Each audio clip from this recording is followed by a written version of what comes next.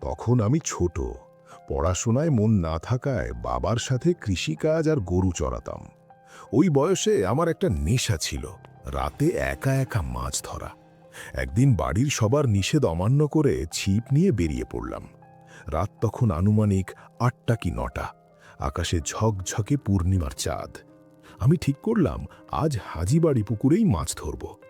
পুকুরের এক কোনায় বসে মাছ ধরছিলাম, ছিপে মাছও উঠছিল ভালো। হঠাৎ আমার নজর গেল পুকুরের শান বাঁধানো ঘাটের দিকে। দেখলাম চকচকে কিছু স্বর্ণের কলস পানির নিচ থেকে ভেসে উঠছে। আমি অবাক হয়ে তাকিয়ে রইলাম। আরও ভালো করে লক্ষ্য করতেই বুকটা কেঁপে উঠল।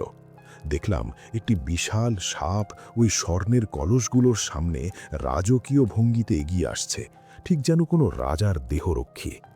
মুহূর্তের উত্তেজনায় আমার মুখ দিয়ে একটি শব্দ বেরিয়ে গেল, আর সাথে সাথেই কলসগুলো পানিতে ডুবে গেল।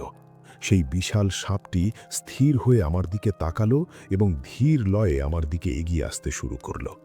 ভয়ে আমার রক্ত হিম হয়ে গেল। আমি দৌড়াতে শুরু করলাম,